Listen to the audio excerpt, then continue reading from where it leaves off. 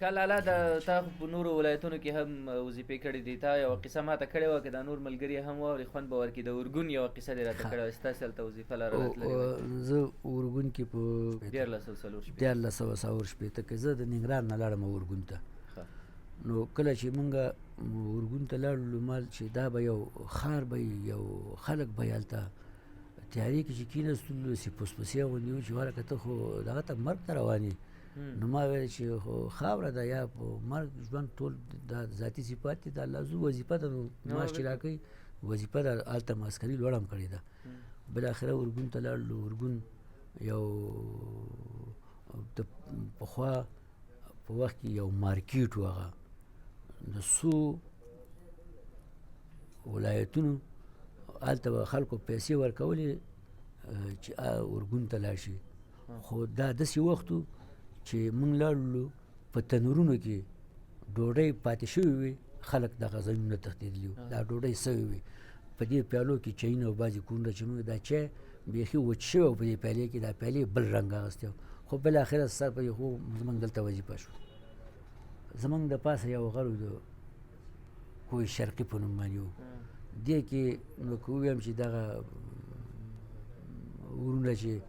دغه وخت کې د حکومت سره دغه و، د ده یو مورچلې موزیګانې هلته وې او زموږ لاندې وې. دلته په دې ځای کې یو قلعه وه، د اشرف په نوم باندې سلطان محمود غزنوي په پلانو جوړه کړې او په شپږو میاشتو کې د هغې هر دیوال چې و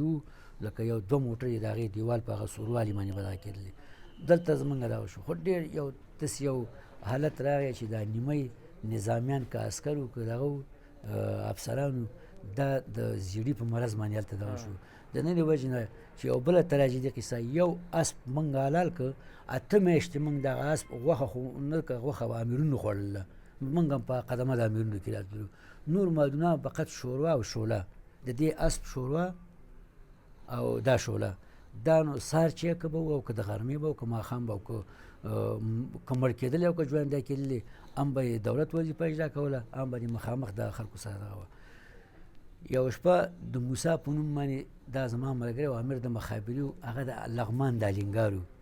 نو ما ورته ویل چې مه کته کېږه سړی، بل یو عسکر ځان سره کته که دا خلک ډېر زموږ او تاسو دې ته مخامخ یو. خو دا موسی ما ته ویل چې ته هر وخت کې لانجې او کنجې کې ستا زړه ډېر دغه دی، ما زه ولې یو قدر په داسې ځای کې د لاسه ورکړمه، یو ناچیزه دی، یو دغه د خاطره ته چې ځې یو ته نظامي یو حالت باید محاکمه کې بیا یو عمل دا وکړي. خو دا راکته شو چې د شیر افضل په نوم باندې یو سری او موږ په هغې کېدلو، دا وسایط زموږ هلته و. دا راکته شو، دا بیچاره بس خلکو انداختو که په دې پښه باندې ولګېده. ما ورته ګوره موسی ودرېده که ولي نه خالیم نه که نه، ما ورته چې راغلي هغې په خاطر باندې. نو موږ سره هلته یو سرحد د وزیرستان په نوم باندې 25 کیلومتره د اورګون سره دغه لره ده. ورځ د ورځ نو چې د کشف د خوا نه قمندان د لیوا چې محمود بریالی نومېده، دا د کشف ملګري لېږلي وو دغه ته ده د خارج د دغه نه چې تاسې ورسره دا قطار ټول دغه شولو لږ میوه شی پیدا کوي. نو په دې غرونو کې یو رقم ته بوټی د موږ ورته دا پیاز ویو، دا هلته په دې غرونو کې د غره پیازي. نو دا د غره پیاز چې به موږ کول لکه یو وزیر چې د چا میلمه وي، بیا به هم د دې نه بویایي ځکه اشنا وه که نه. خو خیر بالاخره په اوښانو باندې دغه کینو او دا مالټې دا شیونه راوړل. نو دا د هر شخص د پیسو په مقابل کې یو دانه یا په 1000 روپۍ یا په 2000 روپۍ دا ورکول، یا دا یې ورکول. دا کینو چې به دې واخېسته نو تا به ویل چې اوس زه دا وخورم، دا وساتم، دا څنګه کړم. داسې یو حالت هلته موږ تېر کړو. خو بیا هم سره سره د دې دونه مشکلاتونو سره سره د دې دونه ناخوالو او نادودو هم موږ سر ښکته کړی دی. لکه یو ځای کې وایي چې دا سر خو نه مات شوی نه ټیټ شوی چاته نه دی، دا سر خو نه مات شوی نه ټیټ شوی چاته نه دی، خو تا دپاره یې 5 وخته په میراب کې لګومه. موږ دې خپلې خاورې ته داسې وکړله چې سر موږ تا ته دغه دی، چاته یې ټیټو نه و. نو په هماغه سختو شرایطو کې په هغه اورګون کې چې ډېر کم حالت وخت پاتې یو چې بیا 1965 کال کېده. هغه وخت کې د دولت چارواکي لاړ دغه ته یو بل ملک ته لاړ او دلته د چارې ډاکټر صاحب نجیب الله ته پاتې شول دي. نو بیا زه چون دلته نظام پیدا کړو، داسې د فوق العاده شکل باندې چې هغه پیلوټ زما ملګری و ما ته ویلې موږ راغلي یو او نن شپه دا اورګون دا خلک یو غټ پلان لري چې دا خلک د منځه ویسي دغه 11 تیارې راغلې په دې 11 حبیب نومېده نورګل دی هغه د شپه ما سره ما ته ویل چې ځان دې برابروه فقط تیارې ته ځان راورسوه چې دا 11 تیارې او دا یو لیوا دوه مفرزې یو د امنیت یو د رادارو یو د هوایي دا خلک په شي کې انتقالېږي بالاخره هغه مغسې وشو یو ځنګل په دې ځنګل کې تیارې کېنستلې نشست یې وکړو او